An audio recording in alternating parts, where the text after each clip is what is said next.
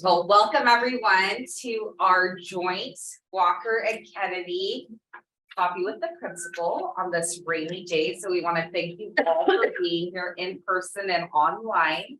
I'm going to go ahead and Dr. Sidhu is going to be joining us in a little bit. So she is here and she'll be joining us and welcoming you all in just a little bit. I'm going to turn it over to our Faces at Walker. Miss Van Y, who's going to introduce our guest speaker today. Miss Van Y. Thank you, Ms. Sasai. Good morning, everybody. It's really good to see you both here in the room and virtually online. The rain is challenging. We never know what's going to hit. It was crazy yesterday with hail. So thank you for being here and virtually. We really appreciate it. We're excited to have our special presenter, Rosy Rizo from UCI, our community partner and a fabulous partner at that, explaining to us about financial literacy as it pertains to college preparation. And it's really key, especially for our 7th and 8th grade parents, to sort of start forming an understanding of this, if you have college students or not, because you can never start too early and to take advantage of all the different channels to support your college years for your students. So without more, I introduce you, Rosy Rizo. Thank you. Screen, but hi everyone. Very happy to be here with you all today. I am Rosy Rizo, as mentioned, and I'm here on behalf of the Certified Academic Outreach Program. I am an AUHSD alum, so I would like to share that. Awesome. I know since we're both servicing junior highs and high school, just for context, I attended South Junior High School and also Alliance. So very local still. I'm very excited to still be here and support you all. So I do have a QR code. This is just so that I'm able to track who I presented to today, so that we're also able to share additional resources to you all. So if you all could take a moment to scan this, that would be very helpful for me and for you all to get additional resources. And then I know we'll have this up later on as well, but you'll have the opportunity to scan this later as well. So I'll give you all a little bit to scan this, just to get your names in. And then my name is Rosy. We'll ask for presenter name right off the bat. So it'll be Rosy. Welcome.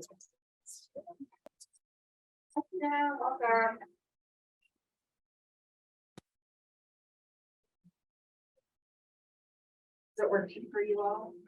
No. Okay, I could just send over like an updated. Okay, yeah, it's just it's like trying to scan it, but it does not. Okay, no worries. It's not like. Yeah, if you do the camera and you click on the video, it should take you to the corner. Oh, okay.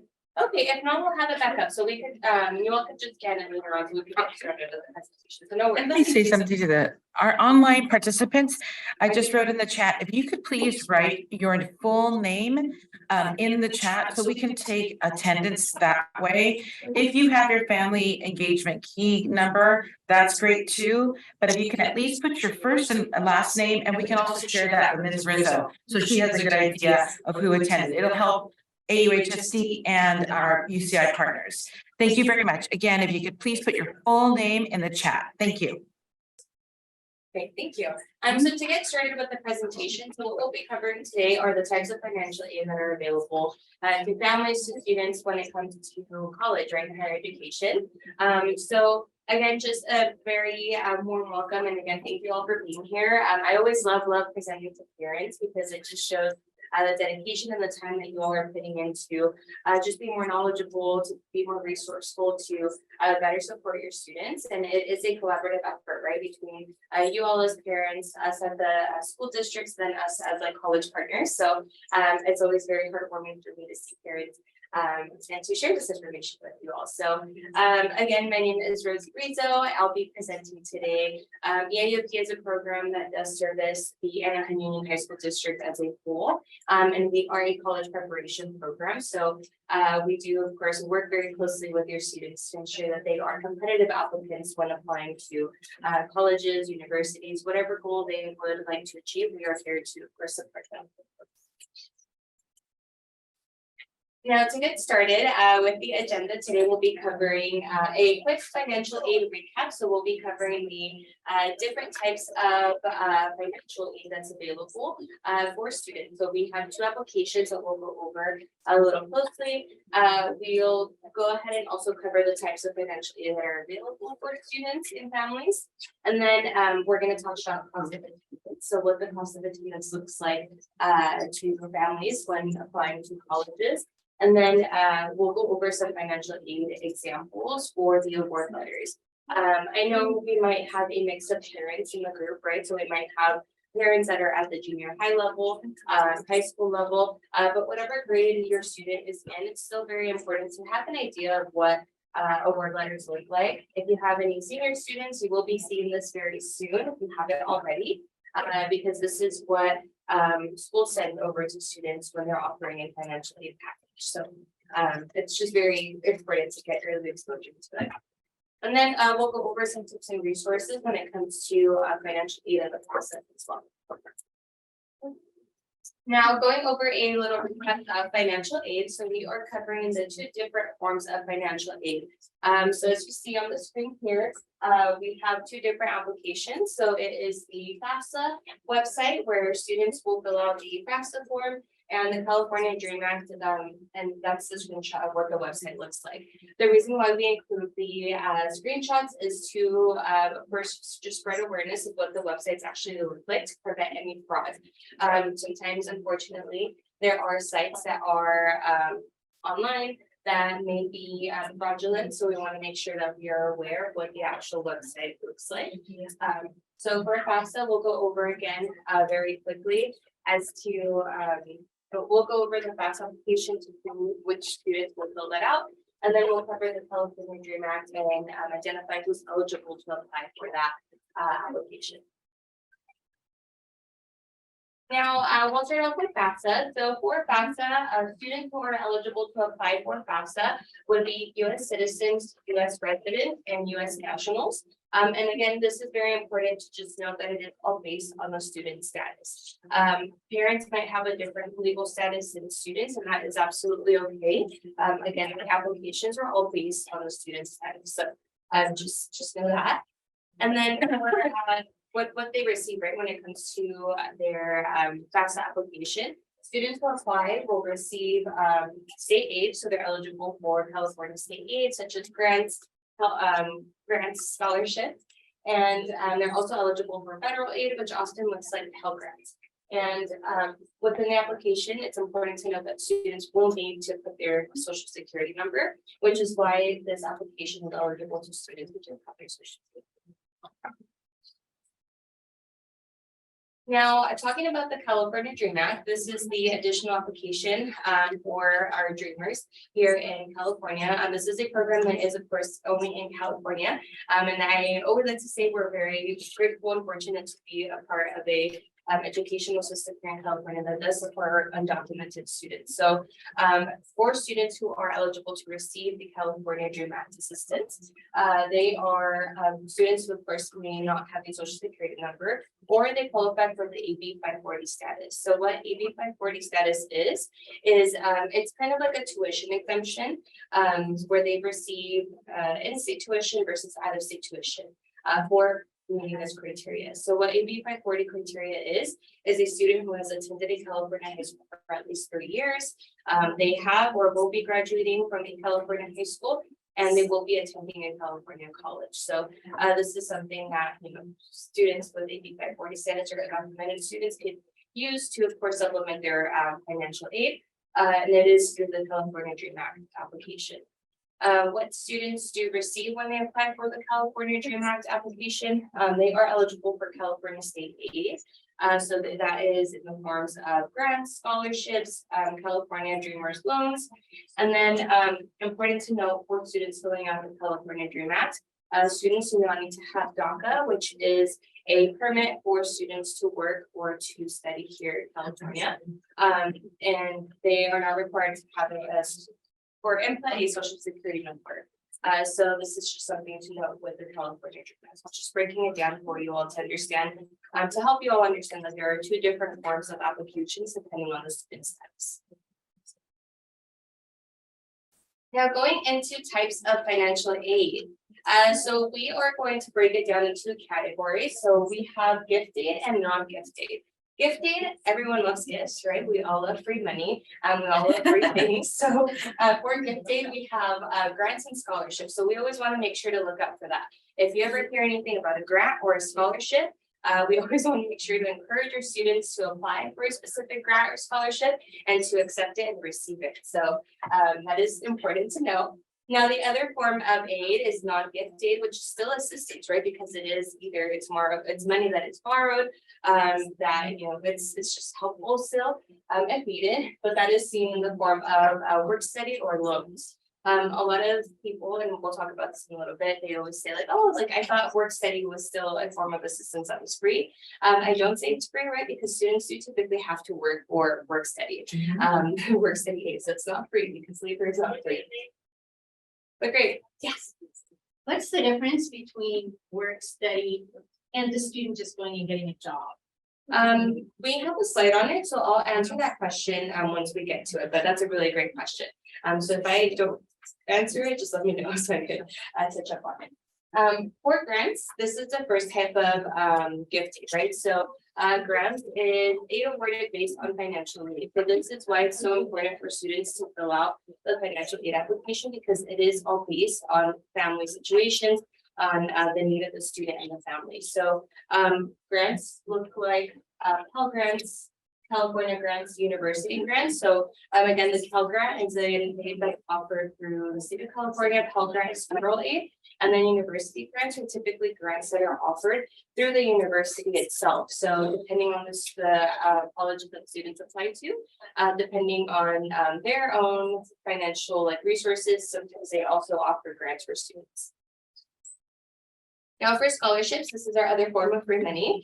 Scholarships are, they vary, right, and where students could receive them from. So scholarships is aid awarded to students for academic achievements, for interest, special talents, and also for financial needs. So they could receive scholarships based on a lot of factors, right? A lot of times students have to apply for scholarships. Sometimes it is just provided to them through the university because of their academic achievement. But it varies. So there are typically two different forms of scholarships. It is need-based, so again, based on the financial need of the family, and then also merit-based. So merit-based scholarships are usually due to students' accomplishments. A lot of students sometimes are student athletes, or maybe they are just very high academic achievers, and they receive scholarships based on that. So there are two different forms of scholarships typically that are awarded. A lot of times, again, students have to apply. They could be given or provided through a private agency, or again through local community centers. And I just wanted to say, sometimes you also get scholarships qualifying academically, but also for a particular skill. Yes. So like in the arts, you have an excellent skill, you can also be awarded. So it's based on not just academics, but your skill as well, in addition. Yeah, absolutely. I've even heard of students who are left-handed receiving a scholarship because there is scholarships for students that are left-handed.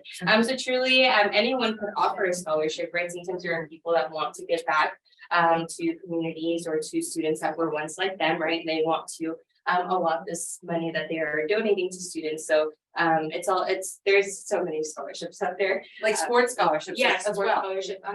Yeah. So it's always good to keep an eye out for those private scholarships, but also scholarships at the local level as well.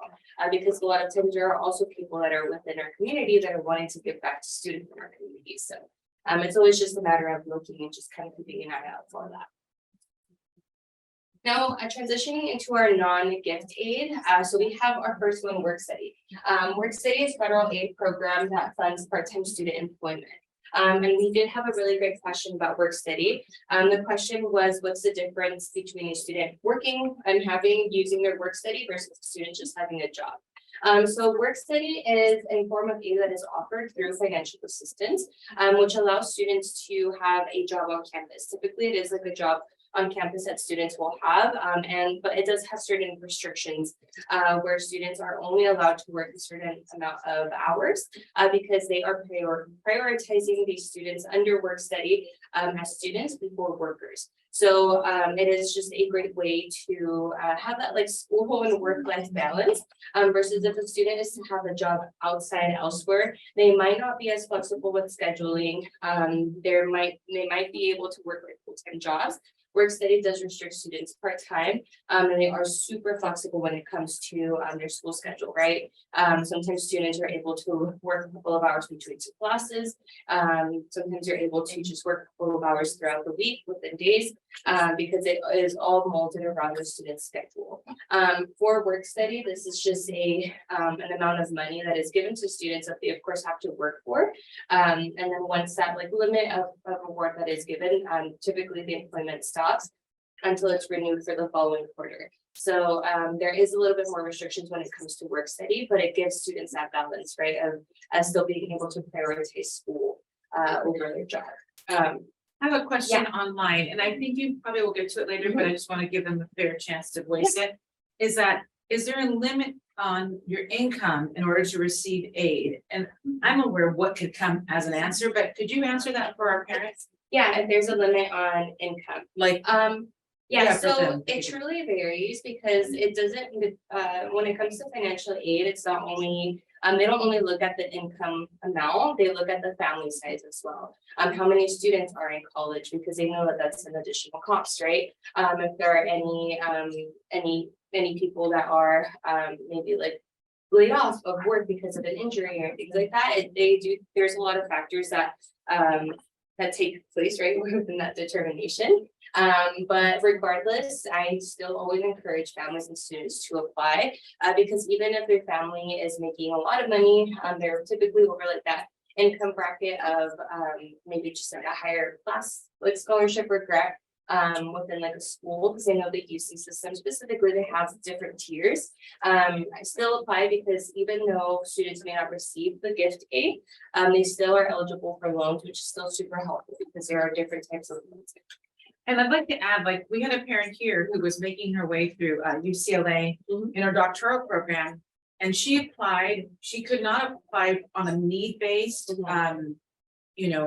for those kinds of give aid programs, like the grants, the various kinds of grants. But there was a scholarship that she qualified based on merit. Yes. But she had to apply through the FAFSA in order to qualify for any of those. So often it isn't all just need-based and your income level, but it can be these other types of aid. Yeah, absolutely. Even through private scholarships that are sometimes offered, they will always ask for a copy of your FAFSA like confirmation, because they are able to use that information to determine how much money they can provide to you. So always still fill out the financial aid application. It won't hurt you if you don't use it.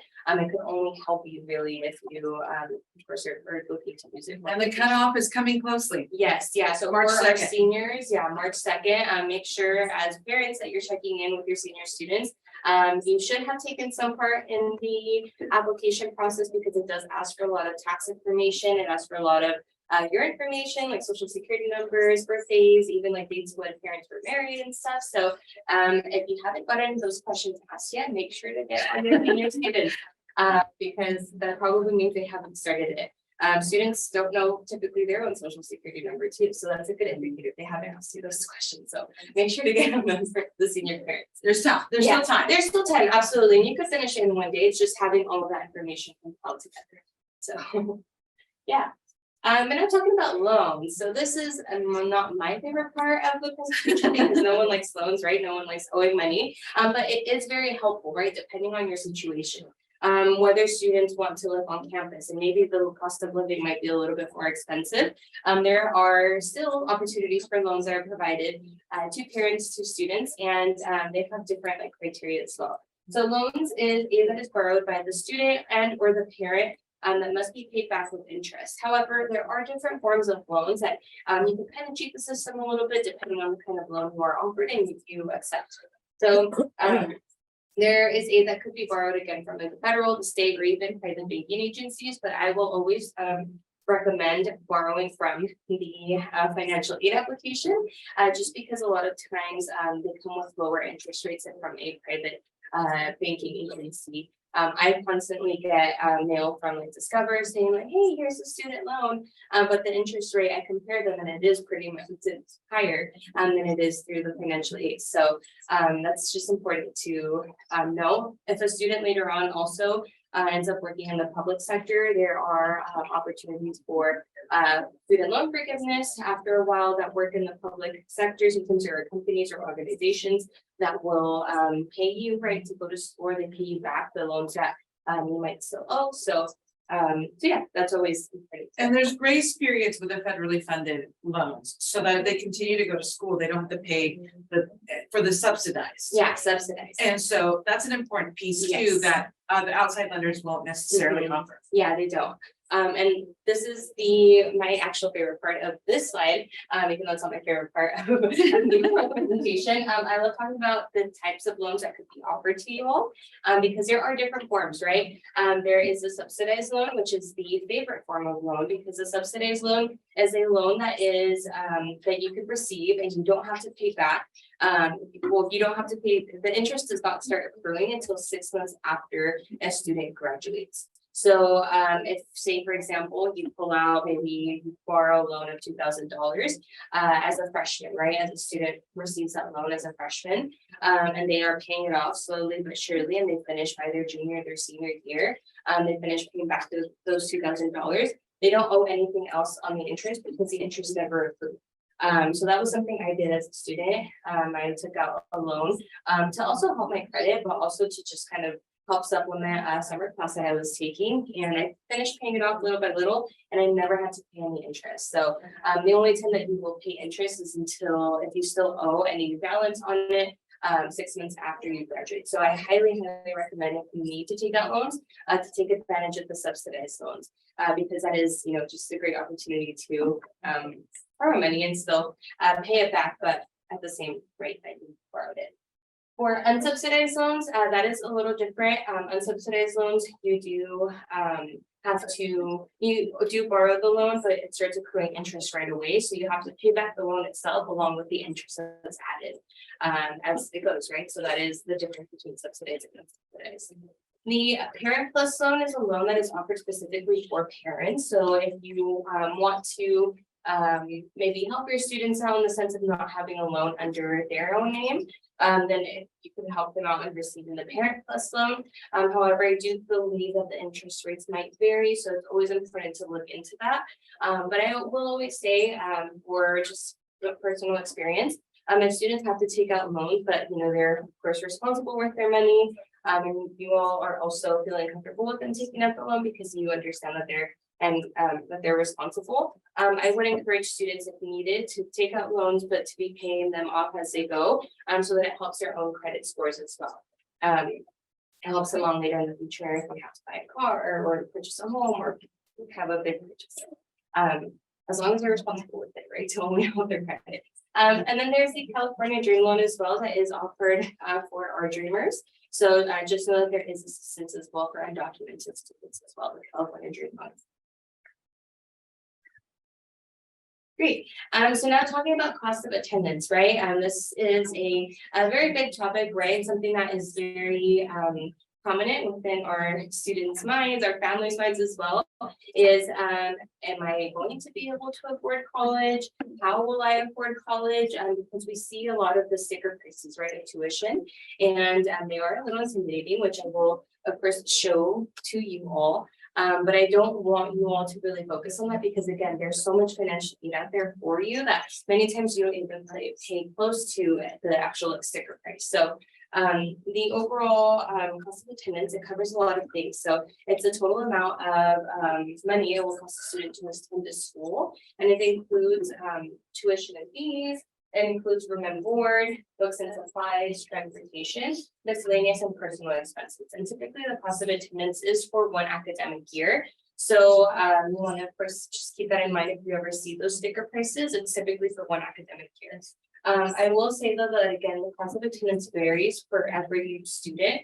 It depends on if they're going to be living on campus, if they're going to be living off campus, or maybe even with their parents staying at home and commuting. I was a commuter student and I know my cost of attendance varied.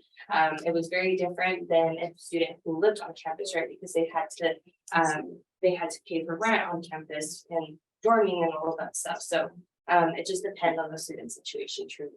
Even when it comes to the books and supplies, if students buy new books versus used books, there is just a price change within that cost of attendance. So please do not get scared with the total cost of right, again, the bigger price, but just to kind of give you all a breakdown of what the overall cost of attendance looks like when it's broken down into categories. As we know, typically as you go up higher within the educational system, the total cost of attendance does get more expensive, but I will say as the price increase, the aid also increases. For myself, and I would like to share this to kind of give some ease to students and to parents. I was a student that came from a very low income family, but I attended UCI and I graduated debt free because of the scholarships and the aid that was offered to me as a student who was again from a very low income household. So there is again that aid, and I apply, so make sure that you all are applying as well. But as you see for community college, the total cost is much lower because typically the room and board is much less than say, for example, a UC system, wherein a room and board, a UC system, it includes of course dorming, it includes and maybe like the parking spot of the house and everything. It varies. So again, it just varies, but again, just don't be worried of this overall cost of attendance. I do just want to note for, let's just say for the UC system. For me, for example, I'll use myself as an example. My room and board was nothing close to 15,000 because I was a commuter student. So thankfully, my parents still let me live at home, and I was able to, of course, commute more from Anaheim to UCI and not have to pay that much money. For transportation, though, that might change a little bit for me because now I'm paying more towards a car, towards car insurance, towards gas, maintenance fees, and all of that stuff. So the transportation fee may have cost also parking permits. If a student is living on campus, they probably don't need a car. For me, who is a commuter, that is a priority for me, right? Having a car. So just know that it does vary. This is just again an estimate and a sticker price, depending on your situation, the student's situation. And Rosie, I just want to share quickly that we had a student here who was a first generation student at Kennedy. She applied to Cal State Long Beach, UCSB, and an out-of-state school, and she got offers from all three. She was a wonderful student, but just like really straight down the line. And like I said, first generation, her parents didn't even understand all of this until they came to the Parent Leadership Academy. Well, we looked at the cost of attendance, and she got a better package from UCSB than the other two schools. At Cal State, the Cal State is a cheaper school to go to, but she had room and board, and they had to pay all of $5,000 for her to have everything at UCSB. Yeah. So it was powerful for them to actually compare apples to apples. So it's like wait till those offers are made, and then you can compare what will your contribution be or not be. And in her case, she didn't have a car, so her whole contribution is that 5,000. Yeah. Yeah, and truly you get to see like what you want to put towards, right? What kind of money and what kind of money you want to put towards, right? Depending on the situation. I have a very similar example where for me, I applied to Cal States and UCs, and I ended up finding the UC system, even though it was way more expensive, was more attainable for me because they offered me more money. Than the actual Cal State system, which I was so confused about, but it just goes to show that each institution has different scholarships and different aid that is offered to students depending on academic achievements or depending on financial. Right. So I have a question from a parent online. It's what's board? And my answer, but you're the presenter, would be like food, because they do have food packages where they can just eat on campus. Yeah, so room and board is typically like their stay on campus. It also includes like dining halls. Sometimes there's specific like dining packages that students could receive where they could have breakfast, lunch, dinner, or they could just have like a lunch package. So that is a price that also varies. Also, it is the stay on campus where they have access to so many resources. It kind of does supplement possibly using the like care center where they have access to medical aid, right? Or they have access to like the health center on campus. So it's all of the services that are basically offered and available for them on campus since they are living on campus. So it's their overall like stay. Thank you Good so much. question, yeah. No Great. more right now Yeah, from okay. from our Sounds good. parents on. So again, don't worry too much about this pricing. I'm gonna go over some of award letter examples for you all to just kind of see what different offers could look like. First, before jumping into the examples, I do want to stay and show you all giving you all some reassurance of how the financial aid application works. So after students who complete their financial aid application, they will get a form that kind of looks like this. Not exactly the same because this is from last year, but there is an expected family contribution that's important for you all to just take note of. And this is the calculation based off of the family income, family size. It's not the exact like money amount, but it's just kind of like a calculation that's made. And EFC is at 0. That means that the family is expected to not contribute anything because based on financial income and based off of financial need. Families are not able to contribute, so that probably means that they'll receive more aid.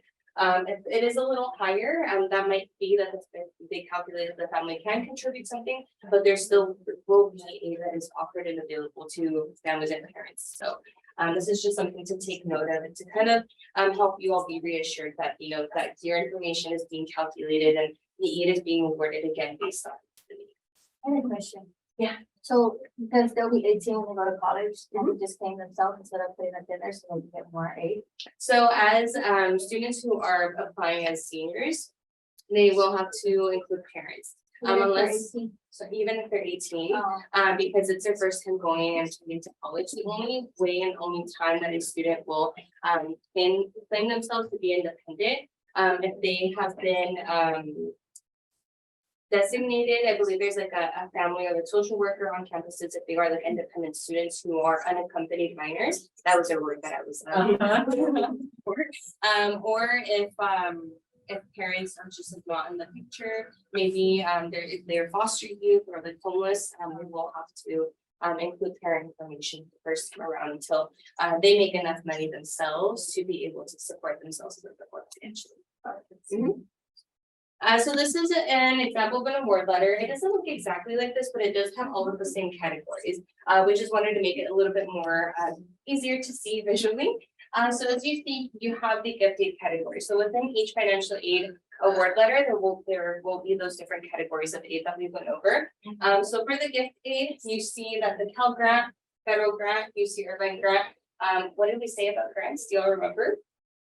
It's all free money, right? So you'll always see that. It's granted. Yes, it's completely free, and that's what's being offered and applied to the overall cost of attendance. So you see the grants are pretty significant, right?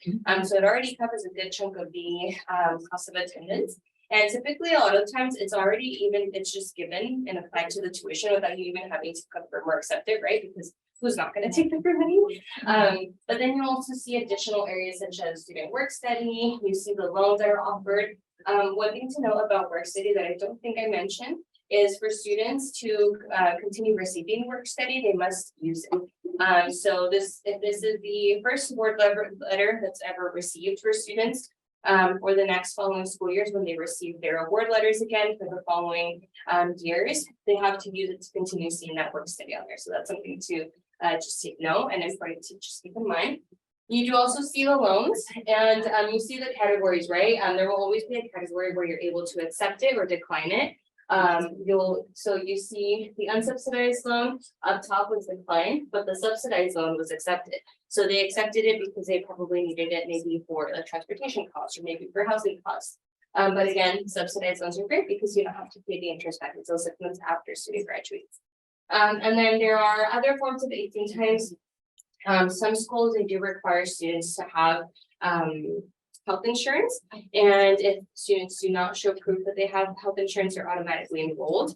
And in this situation, if the student probably showed proof that they're already enrolled, maybe in their parents' insurance, and they just received what would have cost them to be in a health insurance at UCI, they receive that money to apply towards their cost of attendance. So that is just like one form of aid that is sometimes available depending on the school. So overall, you see the total aid that is offered in both gift aid, work study, and loans. Just because you receive all of this aid does not mean you have to accept it all, right? Because sometimes there are loans that you probably don't want to take out just yet. And sometimes say that if it doesn't fulfill the overall cost of attendance, some parents or families are okay with still putting in and contributing a little bit of money, right? Each year, each semester. So as you see for the students calculation, you see the parent contribution. That is what the financial aid application calculated that the family could contribute. So because they were able to contribute 2,700, the student contribution was probably because the student had a job. They were able to contribute a small portion as well. The overall family contribution was about $3,000, which was something that was going to be applied out of their own pocket, but this was just the calculation. So we have another question from a family online. They say, does work study only pay towards tuition, or does the student actually earn money for working and also pays towards tuition? The typically work study is awarded to the student directly, so the student can use that money for their own expenses. So it's kind of like they receive it in their own paycheck. But they're able to apply it to, whatever needs that they have, depending if it's a basic needs, right? Sometimes they have like grocery shopping that they need to do. It's not directly applied to the tuition. It depends on the student on where they apply it. Oh, okay, so that's the Yeah, clarification they were looking for. Yeah. However, some universities sometimes build it in. It Mhm. also depends on the university. I've Yeah. experienced that, I've seen that. But I mean, at UCI, it works this way, so it's kind of keeping an eye out to see how the university differences packages work. it. Yeah, yeah. And every university system, college system, they do have their own restrictions towards work study as well. So it's just important to kind of keep an eye out for that. Thank you so much. Yeah. So that was the UC Irvine award letter. We have this other one, say for UC Berkeley. Does look, yeah, question, sorry, I had a quick question. Yeah, so for out of state students. Yeah. When they apply for financial aid again, after freshman year, do they still apply under their parents? Or do they apply individually since they haven't lived in the household anymore? For out-of-state students, I believe once they're able to be like residents of the actual state, for example, I still do believe that they use their parents' information because they're still a dependent if they're not working enough to be able to like support themselves. Okay. Because typically a student becomes a dependent or independent until like they're about like 25. So they typically do still claim their parents are still supporting them financially in a way. For example, for me, I got kicked off of my parents, like taxes and all of that stuff around like 22. Because I was working a full-time job while I was in full-time school, so I no longer was being really supported by my parents. I was more so supported by myself. And that's stipulated in the application, because I have a college age student. Yeah. And they really want you to provide information to kind of understand. They by default expect that they're gonna be dependent on you by default. But then if they're unaccompanied, then you have to show that, or if they're actually independent and earning alone, they have ways to actually include that in the application, just from my own immediate Yeah. experience too. An important question is can the parents claim them as dependent? Are they claimed as dependent? If they are, then they can apply to the FAFSA. So. Can you repeat that one more time? Like if the parent is claiming them, really?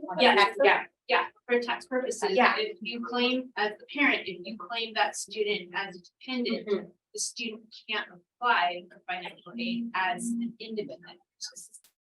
They have to include the parent. Yes, if they students are independent, that means that they're probably supporting themselves financially, so parents can no longer really claim them as dependents, because typically, right, when parents are claiming someone as a dependent because they're providing more than like 50%, there's like there's something. A ratio. A ratio, yeah, more than 50% of their support, right, financial support, so yes, when students are independent themselves, parents cannot claim them as dependent. And I'm saying that if they want to apply independently, then they cannot be claimed. Right. As. Yes, yeah, because they should be able to be, they should be supporting themselves financially. So, sorry, No worries. if they're not claimed on your taxes, but yet they still don't make enough to be considered independent because they're full-time students and they're not working full-time, Mhm. how would they fill out the financial aid? They would still use the parent information, because based off of financial aid's terms, parents were still technically responsible for them until about like 24, 25. Oh, Yeah, once they hit that bracket with like income, and again, there's like a specific ratio, typically they are just on their own. But in that situation, if they're not working, if they are full-time students, it's still on parents, information that they have to report. perfect. Thank you so much. Yeah, of course. Great. All right, so just to share another example of the award letter, again, this one is from UC Berkeley, and we'll get to see the different categories, right? We have gift aid at top, work study, and then loans.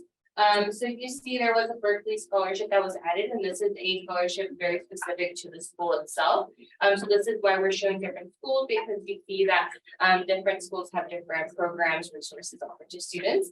So this scholarship was, it could have been based on merit or sport. That was again something that was confirmed and offered, because of course it's gift day, so we just want to receive gift aid. They were also given the Pell Grant, federal Pell Grant, and the Strictly Undergraduate Grant. So this comes from the UC system itself. They are offering students who are undergraduates a specific grant of $500. So that is another form of aid. Work study, they were eligible.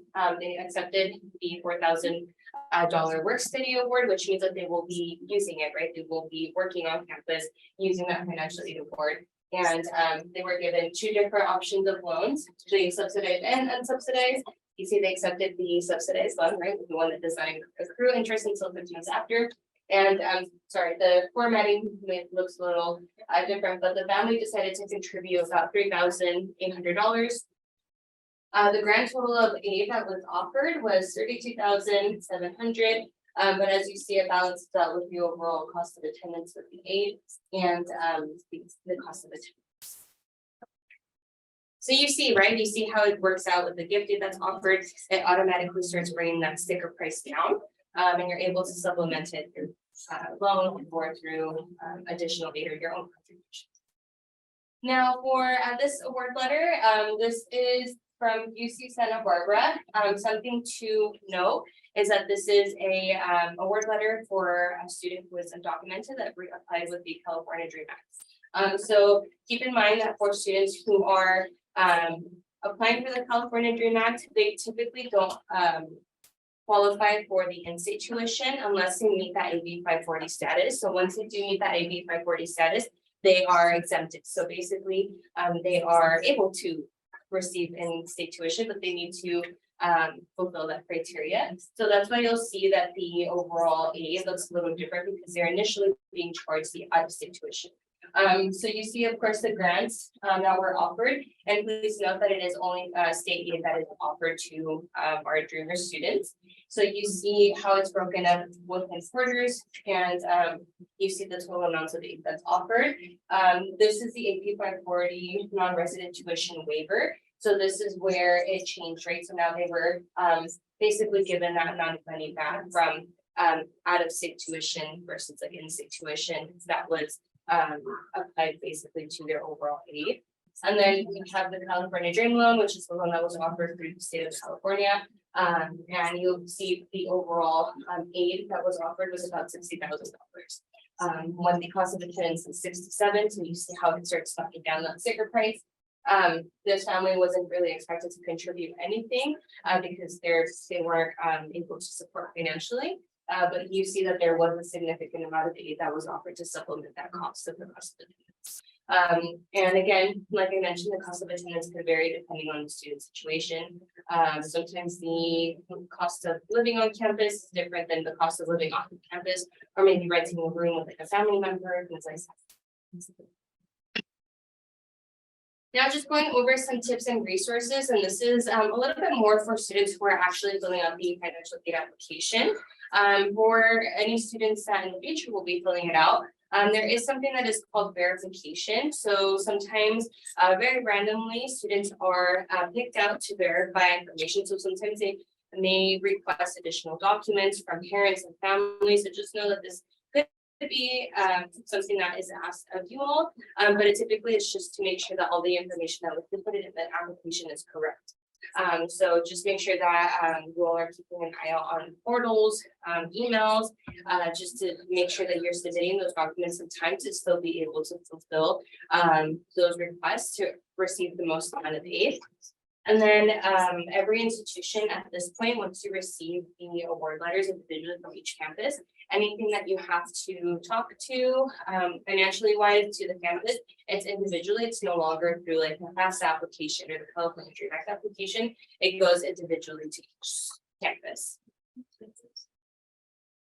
Now, for any errors and changes, so if there was a significant error that you found later on that was inputted in the financial aid application, you will want to contact each campus that you applied to individually to make sure that they are aware of any like errors or changes.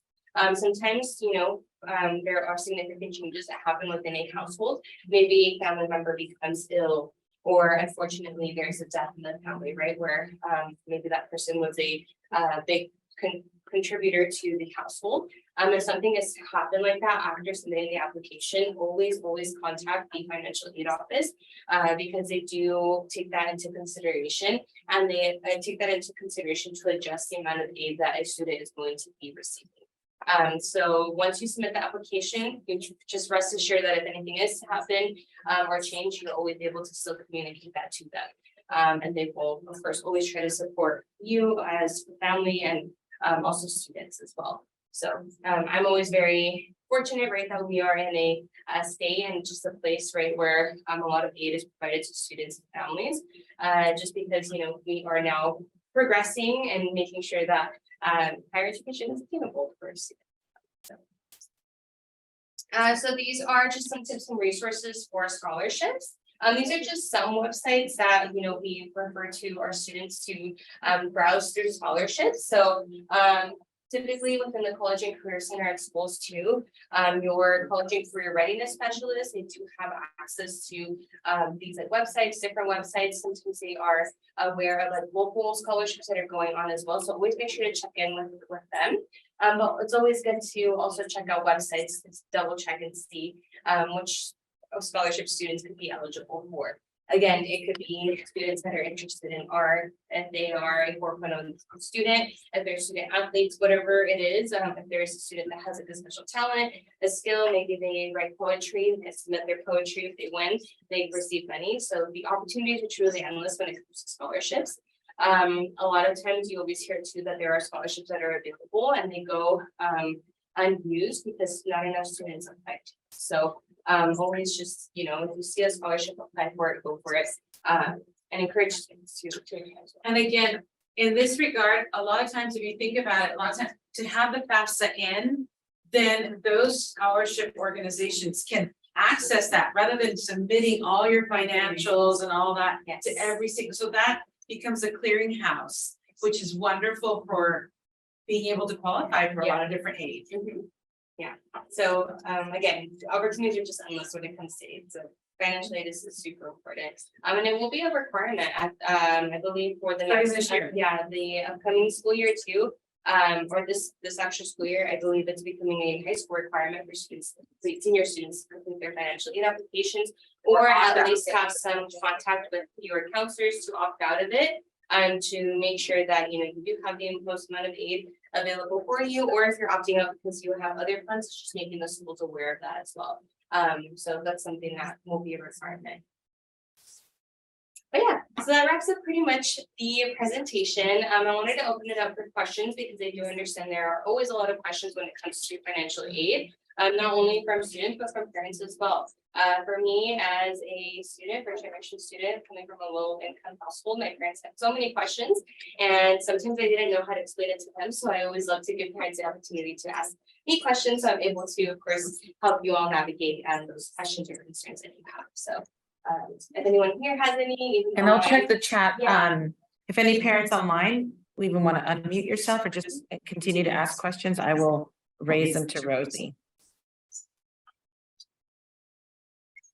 I understand some families have very unique situations at home and might be a little bit, you might want to ask for more privacy. I'm going to share my email information as well so that you all have that to contact me if you have a specific situation that.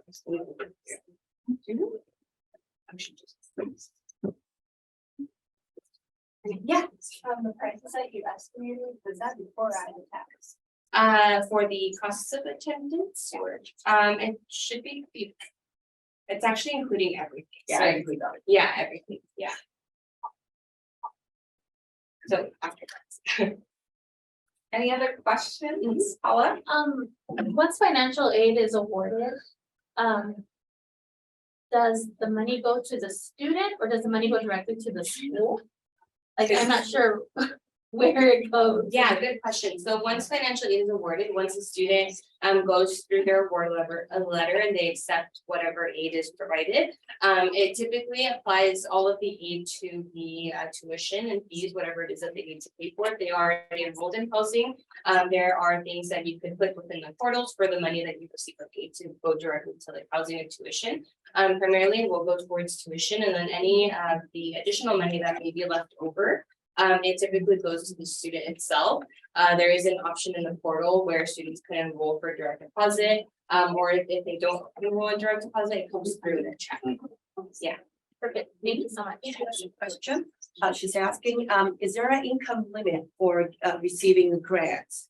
For it depends on each institution and Each case scenario. yeah, it just depends. So there's no specific like. She meant UC versus private university. It depends, for, yeah, I can't speak for all of the UCs because they all have different calculations of like income limits. I will say there are different tiers of grants and scholarships that are offered. There's like a low income scholarship that's offered, there's a middle class and even like higher class scholarships or aid that's available. And that is just what I know of the UCI system, UCI. Yeah, but it just depends on the institution and the way that they calculate it. Private, sometimes they even have more aid or different aid that's available depending on the family situation, but it also depends on each private institution because they're so independent. So the key again is turn in the FAFSA and then that opens the doors for each individual institution. Yeah, and encourage students to apply to whatever school they want to apply. Because they don't know what they'll receive until they see it, right? And it won't hurt students in at least applying for financial aid, sending in the application. It won't hurt them at all. They get to actually choose, right? It's kind of like a job offer. If you are applying for multiple jobs and you receive multiple offers, you get to choose what's best for you at the end of the day, what you want to do, what to work in. So it's kind of like that. So think of it like that. Paula and Bettina. The only cost could be the application. Yes. Yes, the application fees, and that's if, there's even assistance as well, for students who meet a lower income bracket depending on family size as well. Some students do receive application fee waivers, so, with the application fee waivers, they get 4 fee waivers for the UC and for the housing system that they are eligible for it. So. If a loan is offered through financial aid, are you already approved for the loan? You just have to accept it, or do you have to go through the process of? You're already basically approved. If you accept it, it gets dispersed to you. Yeah. Okay. Yeah, so that's why it's a little bit preferred, right? Because you don't have to go through like a credit check or anything like that. A lot of times they know that it's students that it's going out to, but they are hopeful, and that this is why it's important as parents. You know your students, right? You want to make sure that that money is being applied to their education, and it absolutely should be applied to their education. I have a quick, Question. question for Bettina and then Jessica. Well, I have a parent on, so I'll go ahead. Oh, I'm sorry. How much of the financial aid, what was I saying? Application? Yeah, Yeah, for the application. Yeah. for the UC and CSU system, it's $75 per application. Oh. Yeah. Question here on parent, is there any financial aid to subsidize college applications? You were just saying for lower income, there's the subsidizing for 4 UCs or 4 Cal States. Yeah, it's Or 8 total. for fee waivers. The fee waivers, right, is that what, for fee waivers, within the applications, there is basically fee waivers that are embedded with it, so which is why it's important to input the information that's being asked, because they will ask for the family income and family size. Depending on that, they calculate if you qualify for the fee waivers, and they do give you 4 pretty much, so it's only 4 4 years, And each then- student is eligible. And also subsidies for tests like AP and IB, and I think that, again, is based on income, correct, Dr. Sidhu? Yeah, so, and then you would work with your counselor about that. Yeah. And the College and career. readiness specialist. Okay, so college and career readiness for those that are at home. You can only do this your senior year, right? Financial aid, yes, yeah, you apply your senior year, yeah, unless students like are graduating early and they're going to, high school, I mean, to college right after, so it just depends on your. Typically, it's. Okay, well, thank you. Yes, amazing questions. We want to thank Rosy so much for coming out on this night too. We hope to see you at our next coffee with the principals. So have a wonderful day and stay dry out there, everyone. Take care. Thank you. Yes. Thank you, Rosie. Of course. Thank you.